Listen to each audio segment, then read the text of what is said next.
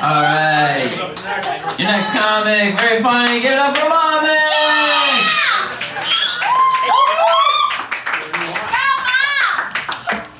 Thank you so much, daughter. You know, the funny thing is, I thought the worst thing about that pandemic was that 6,711,292 people died or lied.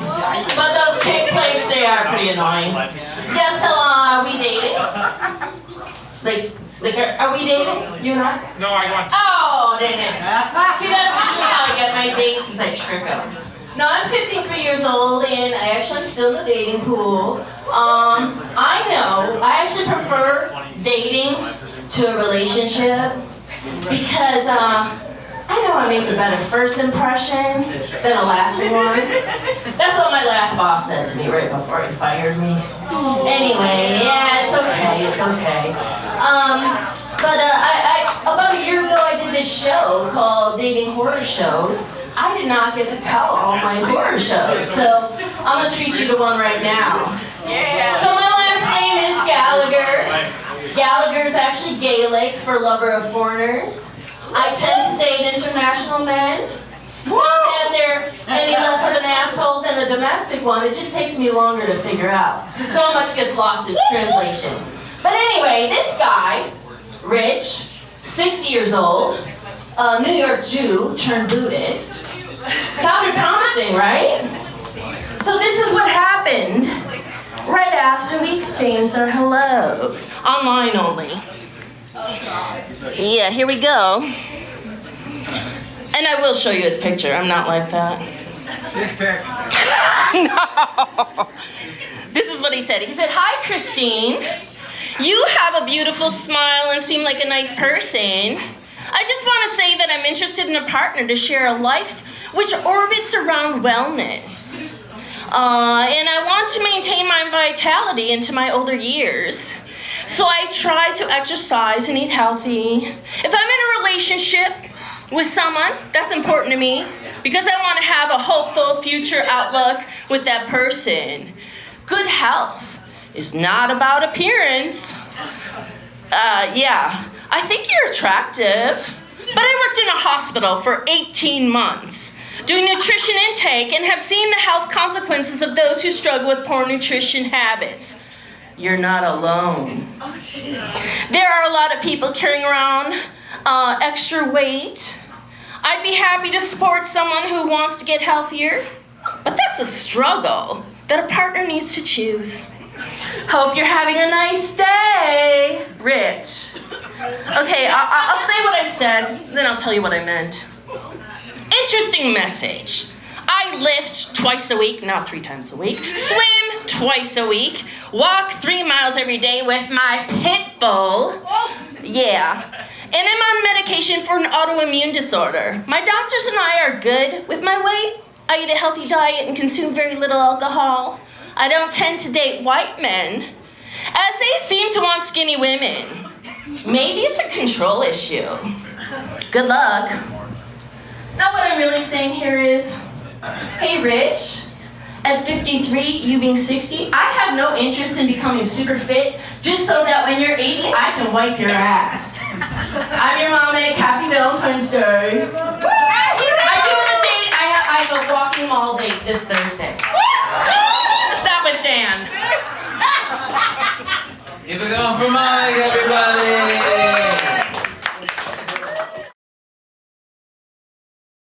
But coming up right now, it's everyone's favorite snack mother, MOMIC! Thanks, Ed. Yeah, so I'm MOMIC. I'm the chaperone you didn't know you needed.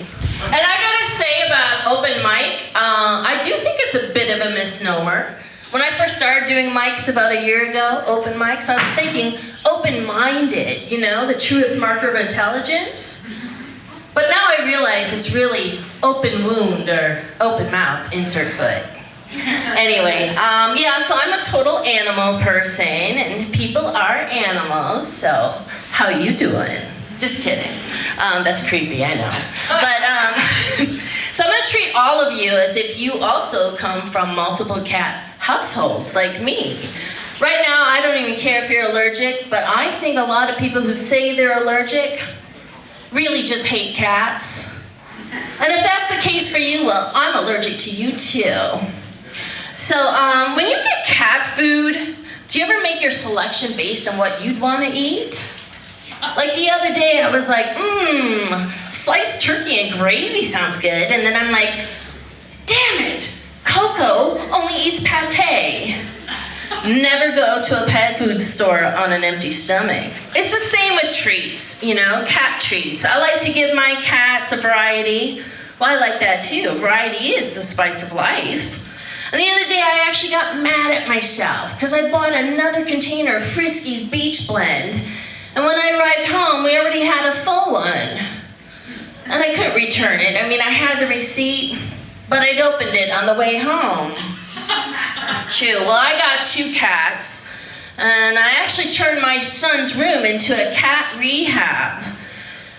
When our other cat, Tinkerbell, died, we got Coco, and Coco wasn't exactly a rebound cat. I did look at one other cat. Her name was Mocha. She was at the Humane Society, and also a tortie. But Mocha was 18 years old and morbidly obese and visibly shitting outside the box. I do have a heart of gold, but even I have my limitations. So anyway, I looked into another cat, this time at Madison Cat Project. Dr. Adam is the vet at Madison Cat Project, and he had to talk to me a long time about Coco, our new cat. He had to tell me about her medical needs, and personally I like adopting older animals with problems because they make me feel less alone. And isn't that the purpose of pets? Well, during this course of this conversation on the phone, I kind of fell in love. No, not with Coco yet, but with Dr. Adam. It's true. Any man that can talk that knowingly and yet lovingly about pussy is going to be my kind of guy. It's true. So every month I had to go pick up Coco's meds, Xanax and Prozac. I had to go get her drugs at the projects. I mean, I had to get her meds at Madison Cat Project. And every time I waited for Dr. Adam, the secretary would be like, Dr. Adam will be in surgery for 4 hours. I'd say, okay, I'll wait. And every time I went, my clothes got skimpier and skimpier. And the last time I went, before he transferred my script to my regular vet, I wore nothing but a bikini and a wet t-shirt. It's true.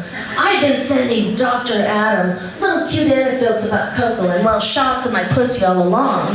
So I said, hey, Dr. Adam, if you want to share some of those pics with the rest of the staff, you're welcome to.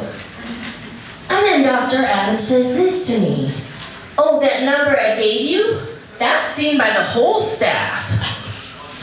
I was like, what the fuck, Dr. Adam? I've never felt so exposed in my life, and I am a new beachcomber. I grabbed Coco's meds and I started taking them myself. It's true. So get your next pussy at Madison Cat Project, but keep your paws off, Dr. Adam. He's mine. All right, I'm gonna do this. Okay, this is pyramid scheme. Oh, yeah.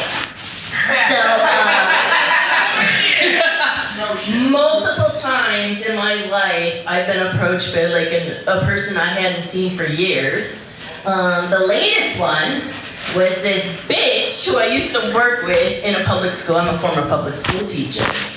And every time, as soon as I get closer and closer to having the brunch, I'm like, yeah, this is gonna be a pyramid scheme. She was, get this, selling Primerica, which is Amway's branch of financial. They sell to poor people, investment products to poor.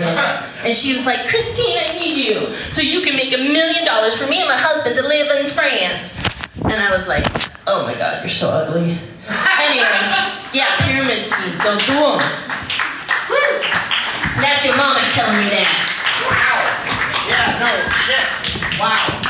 I want you all to make a lot of noise that MOMIC can see a pyramid scheme coming and like do nothing with it. I love that. Thank you, MOMIC. Make some noise for MOMIC, everybody. I'm strong. I'm Hell strong. yeah. Her brain is still intact. Look at that. But for now, we have our most cherished little woman in white, MOMIC! Thank Thank you, ARJ. All right. So you guys probably already noticed my improvement. I'm taking a comedy class. Usually I keep the mic in the stand. But anyway, so I am taking this comedy class. Buckle up, because there'll probably be some big changes. I'm pretty sure you'll soon find me mildly tolerable instead of vaguely tolerable, which is what I've gotten before. But anyway, one of the first things I learned in comedy class is that white women should not talk about race. Yes. I'm like, well, there goes all the jokes about me and my family. So I did learn, when white women talk about race, it's cringy, my comedy coach said. Well, and I said, but I thought cringy was my shtick.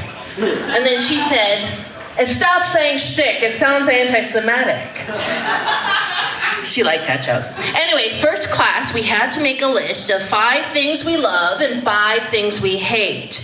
So I'm gonna read my list, and I want you to say love or hate if you think I love it or hate it. Okay, ready? Cats. Love. Pit bulls. Love. Beaches. Love. No love, especially nude ones. Coffee. Love. Pools. Love. Oh my God, you guys are 5 for 5. Way to go. You have been paying attention. Okay, here's the rest of the list. Love or hate. Housework. Love. Hate. Hate. Paperwork. Hate. Hemorrhoids. Hate. Love. Too much noise. Hate. Hate. Guns. Love. Actually, yeah, I hate those. Yeah, so now I don't know what to do. I've got to wait for the next class. No, let me give it a try.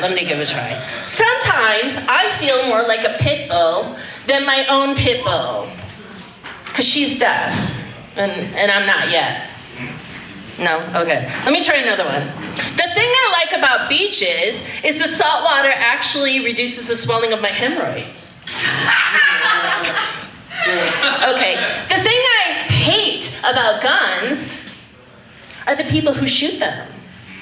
True. Okay. My cats are into comedy. Their names are Lolo and Coco. And together, they call themselves Loco.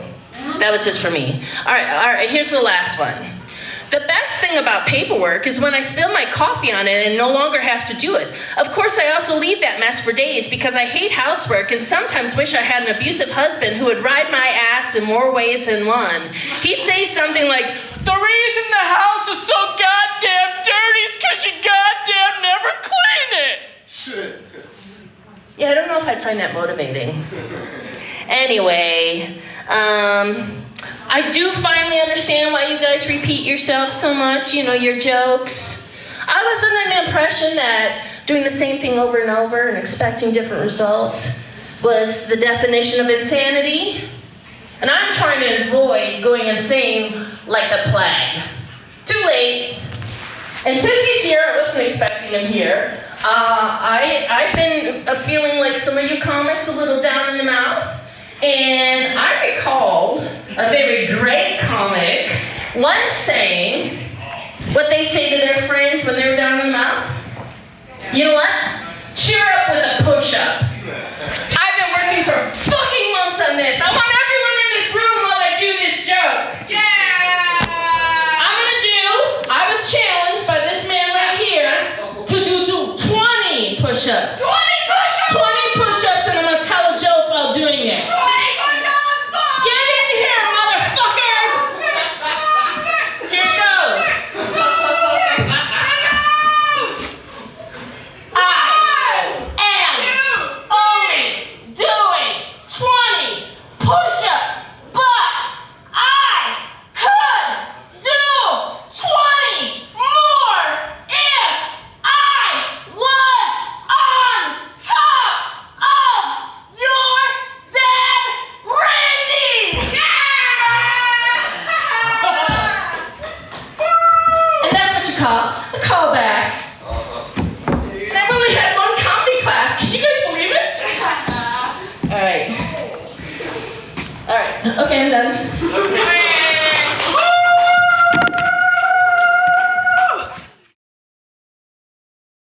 You guys, stay with us. We got some really good comics coming up. We have a real treat right now. You never get this. Everyone, lose your minds for Jen Cool. Oh. You never get this. You never get this. Well, let's give it up for our host. Isn't he great? Is he great at putting the prick in prickly? I think so. So I just gotta say, these mics, they're just always so negative. They're so negative. And most of my jokes tonight, well, they're gonna be referenced to The White Lotus, which is a show that you can only watch if you have HBO Max.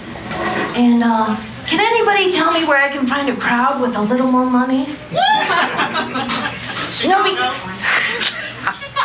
So because I'm around a lot of young male comics, well, my friends said to me, they said, my God, you're like Stifler's MOMIC. Of course I said, I am not. I mean, my pool table's been on back order for weeks.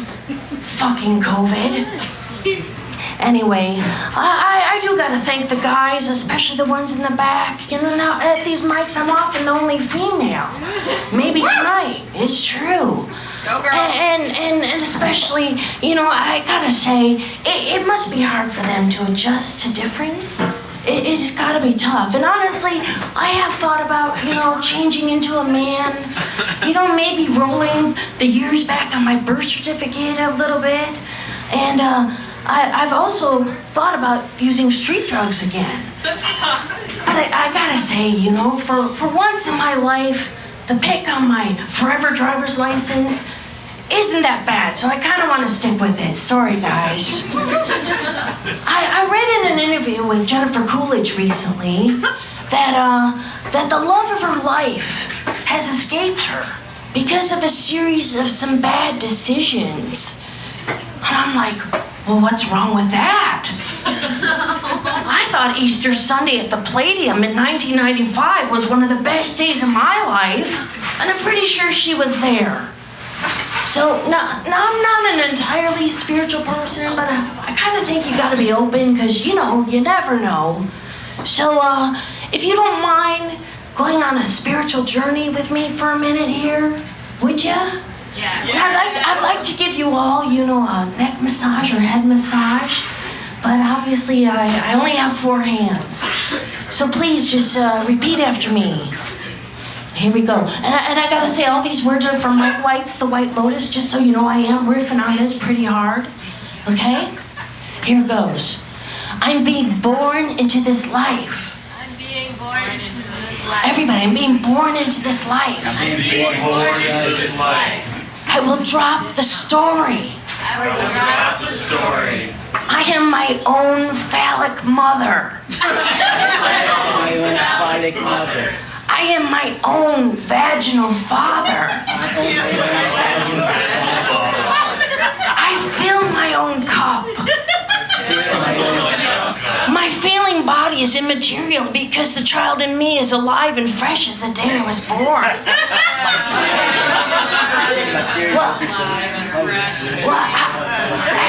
Actually, I guess you guys can just say amen. Amen, I mean. Amen. And I'm just gonna say, I'm taking the dog, dumbass. That's it.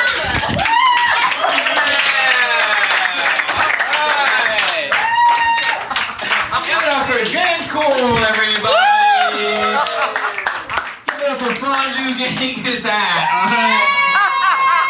You know, he was in the back thinking about that in the past 6 minutes, alright? He's been freaking out. Everybody! And alright, your next comic coming to the stage is MOMIC, everybody! Thank you, bud. Yeah, hello, you two seem new. I'm MOMIC. I'm the chaperone you didn't know you needed. Yeah, so guys, I got some news. I'm not saying it's bad news or good news because, like William Shakespeare said, nothing's neither good or bad. The thinking makes it so. Good old Willie. Well, My daughter didn't make it to state this year for Special Olympics bowling. I know, I was shocked too. Last year, she bowled the opening ball. Through extensive lobbying on my half, she got to do that. It was a gutter ball, but that doesn't matter. It's the glory that counts. Yeah, so as a parent, you gotta kind of go with where your kids' thoughts and feelings are at. It's called being supportive. So I looked toward my daughter when she got the news that she wasn't making it to state this year. Well, she was doing a happy dance with her friend who also didn't make it and is also in a special needs choir with her. So I thought, phew, we're over that. See, this year they only took first, second, and third place. Her friend, another choral athlete, took fourth. My baby took fifth. And I just gotta say the sixth place finisher, which was last place, bowled exclusively by potty shot. She didn't even put her fingers in the ball. I'm serious. Yeah, so anyway, I thought everything was good until one day in the car, not too long after finding out, my daughter says to me, "Do you think I'll make it to state next year?" Well, I was ready for her, so I said, "Yeah, but are you ready to take bowling serious?" And she said, "What do you mean?" And I said, "Are you ready to take your time when you go up to the line?" She said, "Yes." I said, "Are you ready to cut out the dance moves when you're up there bowling?" Yes. She said, "Yes." I said, "Are you ready to be mean to all your friends?" Yes. Don't answer that. You've been around too many comics if you said yes to that. No, anyway, we'll get them next year because there's no limit on Special Olympics. There's no age cutoff. But you know what? I can't believe Kristen made it. I mean, Kristen is a major crab ass. Yeah. She got mad at me when I made a cheer for strikes that incorporated the field goal symbol like this. She was like, no, that's football. I mean, how many bowling cheers do you know? I was pulling them out of my ass. The only other one I know is ride the gutter, baby. Yeah. And Kristen chastised my daughter for dancing. Is it our fault Schwegligers plays really sick tunes at 9 o'clock in the morning on Saturdays? In retrospect, Kristen might have had a point.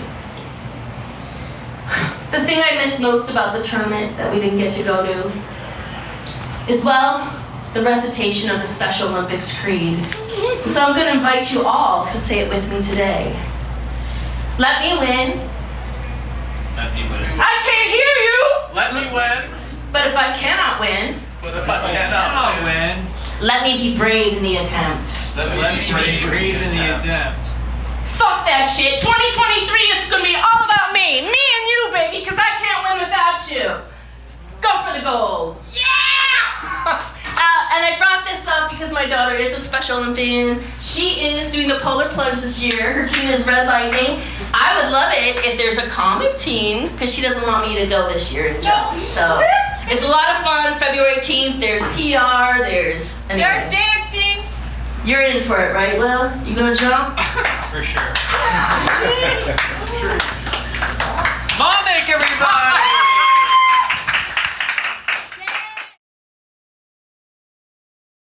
All right, your next comedian coming up. I learned last night. She's a mom. She's a comic. Give it up for MOMIC. Thank you. Thank you. And CJ, my first job was McDonald's, and I currently work for McDonald's Wages. I'm a reading tutor at a dyslexia center, and it's a not-for-profit. So anyway, I am MOMIC, and MOMIC is just a generic term for a woman who has children who acts like a comic. And because I'm a woman and because I have children, doesn't make me better than any other woman, or anyone else for that matter. Just means I got dependents, so I got two.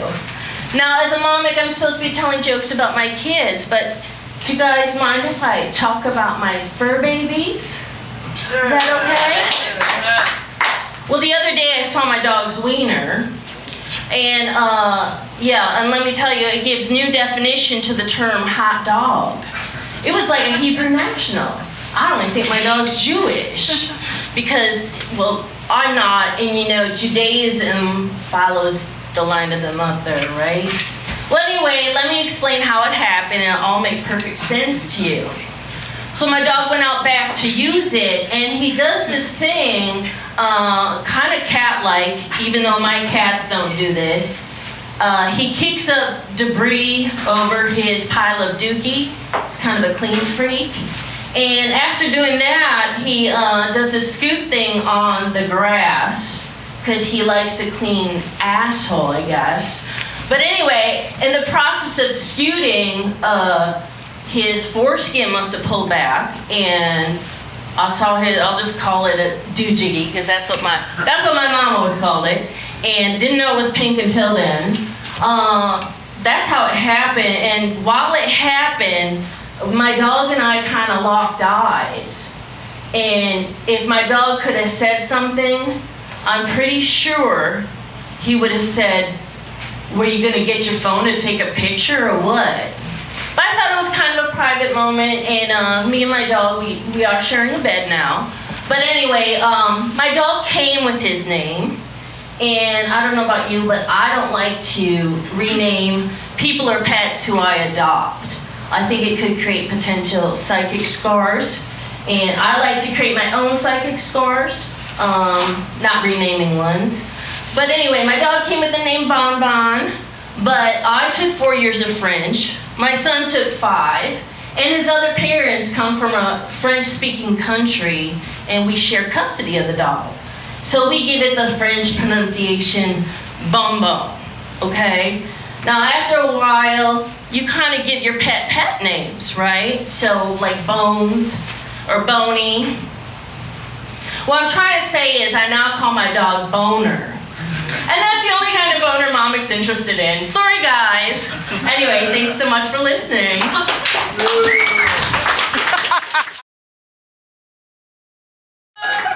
right, let's get things back together. This is gonna bring everything back together. Who's going for MOMIC, everybody? Thank you, Lovebird. Thank you. So, I didn't get to say goodbye to those who left. So sad. So I've been doing comedy for like a year now, and believe it or not, I've not taken a master class by my favorite, Steve Martin, or Judy Tenuto, God rest her soul, or even this new guy, Dave Chappelle. But I have had some teachers. All of you have been my teachers. So raise your hand if I've ever seen you perform. Like, raise your hand higher if I've seen you perform multiple times. Now take that hand and slap yourself across the face, because if I'm not funny by now, it's kind of your fault. No, I'm just kidding. Yeah, so I remember at one mic, there was an Amish joke made, and the comic went on stage and said, yeah, we're kind of like the Amish. We sometimes exile people. And I was like, we? Who's we? Then I realized, because not 6 feet in front of me was the king of comedy. And then I didn't know. Do I bow? Do I curtsy? Do I lick his boots or lick something else? Ew, gross! Or should I do what someone I think you would do and go, now twice in my life, I've been told by a white guy, I have every right. Turns out one was at a mic, the other one was a guy in my neighborhood who had just beat up my dog. Well, she is a pit bull. And I swear to God, the next white guy that says I have every right, I'm gonna say you're right. I think that's the problem. I'm your mommy.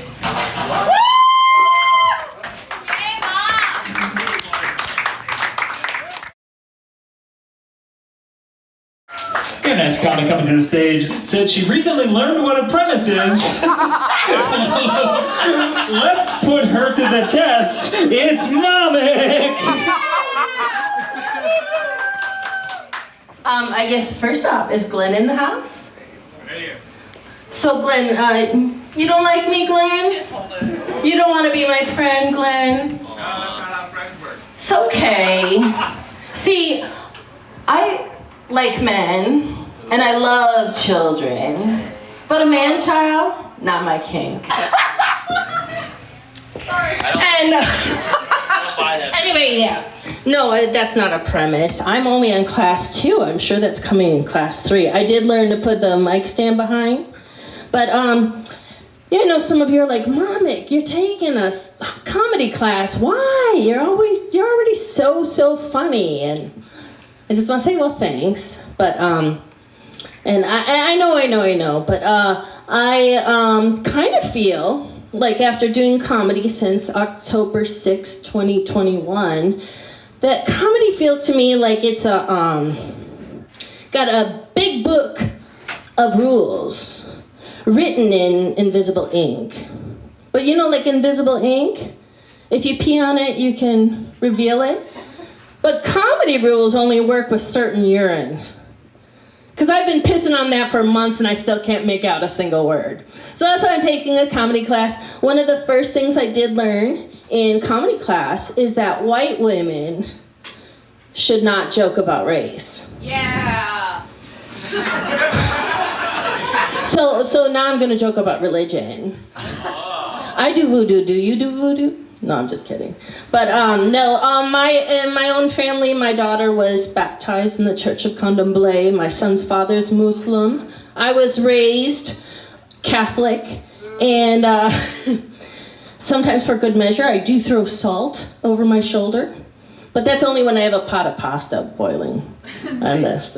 Yeah, so anyway, I'll continue with the food premise. Do you guys ever, when you eat, eat a whole ream of crackers? Yeah. Do you ever, think, maybe I didn't need to eat the whole ream? No. Man, I could have maybe used that last cracker for something? No. If I would have saved 2 crackers, I could have made a pair of earrings. But if I would have saved that one last cracker, I could have, maybe had a fake tongue, right? What? Or I can't remember what else. A fake tongue, or a salty eye patch, There you go. or maybe a panty liner. I don't know. I don't need those anymore because I'm going on 3 to 4 years post-menopausal. Yeah, give it up for not needing anything. But anyway, that experience right there where you eat every last cracker in the ream, that's called cracker's remorse. It's sort of like buyer's remorse, but just with crackers. And I personally think this country is full of crackers who need some remorse. Yeah. I'm your MOMIC. I'm having fun, that's all I care about. I like that. All right, you guys, we got a really nice mom coming to the stage. Give it up for MOMIC. Thank you. I feel right at home. So you guys like The Simpsons? One of my favorite shows. What was their neighbor's name? Do you remember? Ned Flanders. You ever wonder what Ned Flanders would look like if he was anorexic? Give it up for our host, Wilbur. Eating disorders, disordered eating is nothing to joke about. It's not. I personally think I have a pretty healthy relationship with food. You just might not want to ask food what it thinks. No, eating disorders is preempted or started by something called body dysmorphia. It's where you hold false beliefs about your body. Like thinking you have a regular sized dick when it's obvious you're hung like a racehorse. But I actually think I have the opposite. I know I have the opposite of body dysmorphia, so does Sam Smith. I actually think I look way better than I actually do. I just wish my imagination could date for me. But I think I found the root cause. So I want to say young men are on the rise for body dysmorphia and eating disorders. And I think I found the root cause. It's me. Do you ever try so hard? Do you ever try so hard to not be part of the problem? Only to discover that you're actually the problem? Well, it's not exactly me. It's Halloween costumes. Yeah, when I was a kid, growing up in the 70s, all Halloween Are you serious? I'm almost done? Yeah. You're at 3 minutes. I already went through 3 minutes. You're having so much fun. You're at Halloween costumes. Oh, okay. So Halloween costumes used to be just a plastic mask and a plastic cape. But when my son was little, guess what? They were all jacked up. You know, abs, biceps, muscles for days, quads. Whether you were Spidey-Man or the kid from The Incredibles, all my son and his buds all had a six-pack by the time they were 6. Now, I had other costumes at home. I did. In our dress-up closet, we had fishnet stockings, clogs, and coconut bras. One day, my son comes up the stairs from being in the dress-up closet. Well, this is a true story. And he's wearing a page boy wig, a peasant blouse, and a wrap skirt, and his sister's old Hannah Anderson clogs. And he says, "Mama, I wanted to make you happy."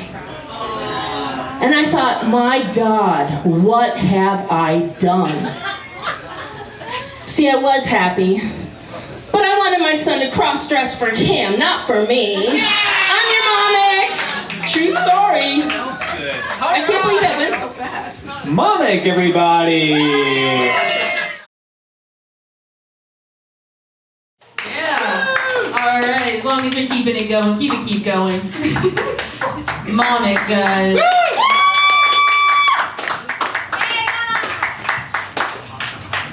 I can't believe Blaine Campbell hasn't heard of moves.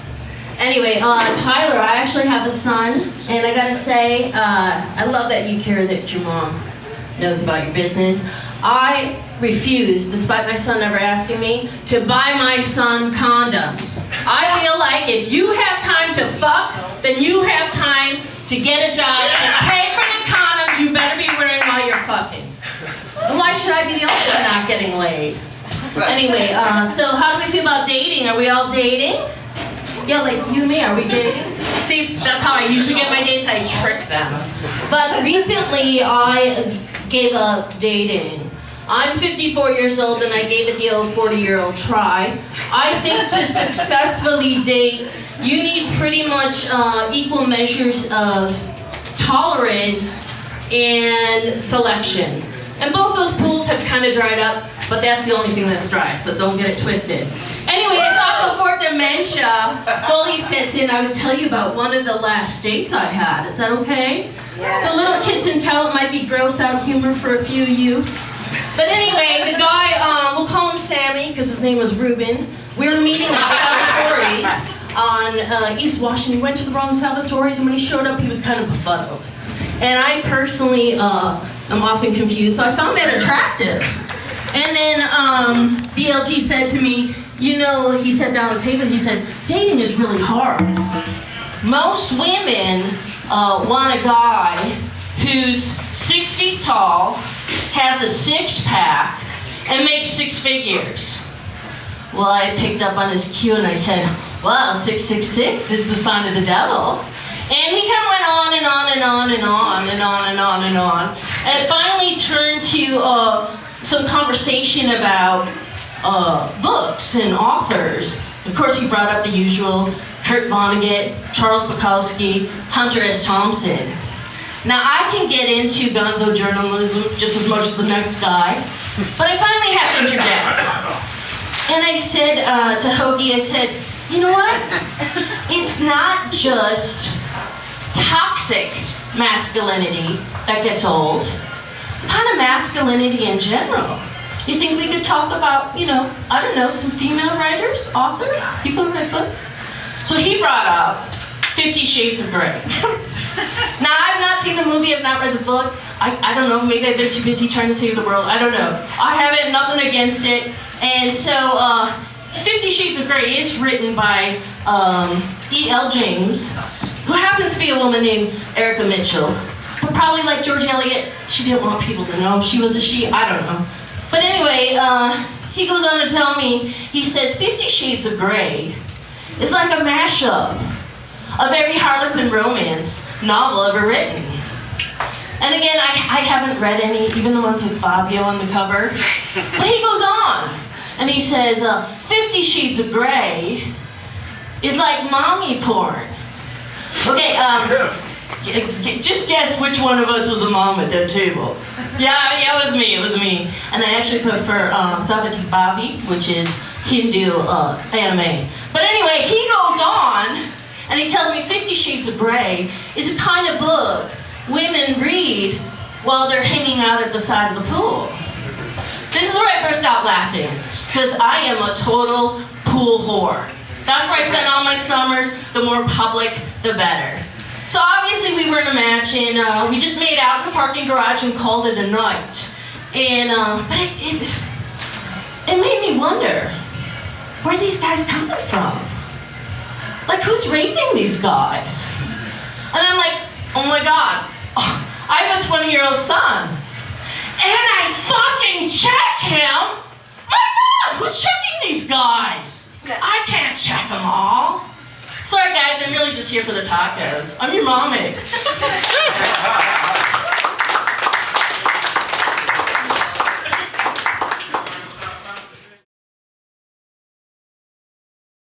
It's a good thing. All right, everybody, your next comic graced us with a beautiful birthday song. Get really loud for MOMIC!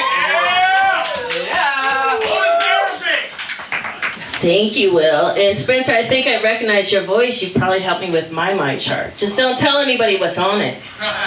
Anyway, how do we feel about death? Are we all dying? Well, I know I am. In fact, we all are. And I want to harken back to something our host said last week. It is true, you cannot donate your body to Goodwill. You can't even donate your dead pets. There's no taxidermy section in the craft department. But I recently did donate my body to science. And I'm going to tell you why I did it. I did it because maybe this way I'll get med students' hands all over me. No, I'm just kidding. I actually dealt with some recent deaths in my family, and kind of tweaked me out a little bit. I had a cousin who was transporting ashes of my aunt and her brother, would be my cousin for years. And we finally found a proper place to put it. I did a eulogy for both my aunt and my cousin. It was basically a rant about what a pain in the ass their ashes were. So anyway, on the form that you get from the UW, med science building or whatever, you just check you don't want your ashes back. I don't want my kids to have to deal with all that crap. I really don't. And also, you have to be under 200 pounds for them to accept your body. So I'm kind of considering it like a weight management program. Some people go to Weight Watchers. I'm just using death as my motivator. I do want to say that recently, so Saturday, June 10th of this year, we had to put our beloved dog down.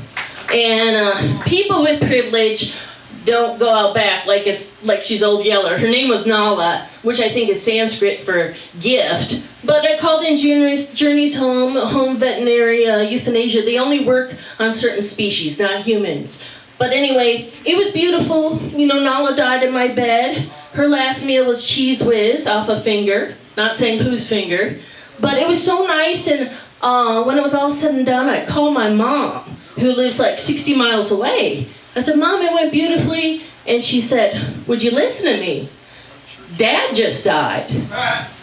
So it's true, my dad and my dog died at high noon, Saturday, June 10th.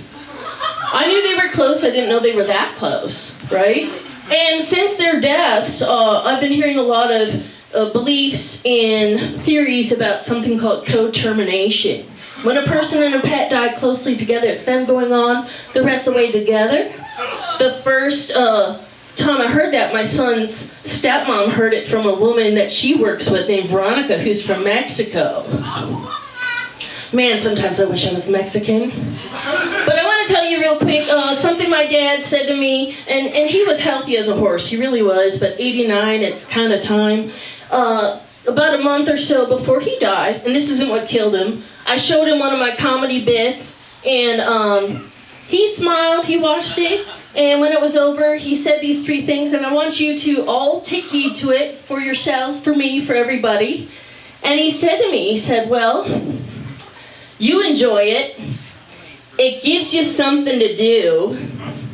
It doesn't matter how good you are. So I'm taking it as a compliment. Thanks, Dad. I'm your MOMIC. True story. All right, MOMIC, everybody. Good stuff. That's awesome. Next up, we're going to change up the vibe a little bit here to do an eclectic routine, something you've never seen before. Give it up for MOMIC. Hey everybody, how we doing tonight? Yeah, so I am MOMIC, and MOMIC is just a generic term for a woman who has children who tries to act like a comic. And because I'm a woman and because I have children doesn't make me better than any other woman or anyone else for that matter. Just means I got dependents. I got two. They're not here tonight. One child I adopted, the other I had biologically. And I just gotta tell you, the adoption, far easier pregnancy and delivery. At least for me. Do we have any other funny mummies in the house? Can I hear you? I hear you. How about Daffy Daddies? Yeah, I don't really care about you. No, I'm just kidding. We need everybody. We need everybody. Nah, I know what you're thinking. You're thinking, gee, I wonder what high security mental wellness facility she escaped from. That's not true. I'm out on medical leave. I know what others of you are thinking. You're thinking, gee, she seems to be suffering from tardive dyskinesia. You know, uncontrollable facial movements, a side effect from prolonged use of heavy-duty psychotropic medications. That's not true either. I'm just working on my delivery, okay? So how do we feel about therapy? Are we all going? Well, I know I am. I've been in therapy for over 30 years. Yeah, I don't know if it's working. The first time I tried therapy, I was 22 years old. And I called the crisis line in my classroom. That's right, I'm a retired, fired public school teacher. It's true. I wheeled in a dumpster, portable dumpster in my classroom, and I just started chucking my teaching materials into the dumpster. They weren't working anyway. And one of my fourth graders, little Dusty Harmon, said to me, nervously, he said, "Gee, Miss Gallagher, it sort of seems like you're not going to be a teacher anymore." And 28 years later, I wasn't. Now that first time I called the crisis line, I got hooked up with a male psychologist. Man, it was great having regular dates with a guy who actually listened to me. Yeah, his name was Dave, and crushing on your counselor is common. It's called transference. It's also highly illegal if you ever act on it. I never did that. But one time during our session, Dave kind of looked back, closed his eyes, and he said, I don't even know how to help you. And he didn't even act that disappointed when years later we couldn't see each other anymore because my insurance had changed. My current therapist I see by telehealth. I'm not sure that matters. But she keeps trying to space out our visits more. Like first it was every 3 weeks, then every 4 weeks, and this last time she said, "Hey, how about we see each other every 6 weeks?" So I said, how about daily, bitch? Now we're back to every 3 weeks. Yeah. Now, some people think use stand-up comedy as a form of therapy. I don't think that's such a good idea. You know, I think that'd be like parking a food truck outside a Weight Watchers meeting, or maybe taking a walk with an alcoholic through a liquor store, or releasing a cougar in the UW men's basketball locker room. Yeah, I can't go there anymore. But whatever you do, just keep talking, even if it's to yourself. I call that self-love. Other people call it schizophrenia. I am a badge lecture. I graduated here in 91 first and 94 second with a master's. I'm what happens when you stay in Madison too long. So anyway, I'm also known as the karaoke lady. You can find me on Reddit. I'm gonna close with this, but come to the farmer's market. My daughter and I run Karaoke Always Works. 11:30 to 1. I can start it for him. I can start it. Awesome. Thank you, MOMIC. Oh, you're gonna sing. You're... I'm sorry. I thought this was for Quinn. Is it going? Maybe this time I'll be lucky. Maybe this time they'll stay. Gender neutral pronouns make everyone feel included. Maybe this time, for the first time, they won't hurry away. They will hold me fast. I'll be home at last. Not a loser anymore. Like the last time, when the time before.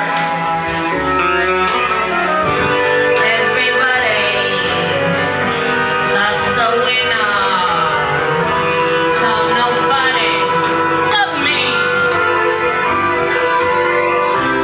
Lady peaceful, lady happy. That's what I long to be. But all the odds are they're in my favor. Something's bound to begin. It's gonna happen sometime. Maybe this time I'll win. Women represent just 10% of all overall comics. But we are the most growing group. More women doesn't mean less men. It just means more women. Like how about we build the table longer so we can all sit down? What do you say, fellas? Are you in? Shouldn't think so. All the odds are they're in the favor. Something's bound to begin.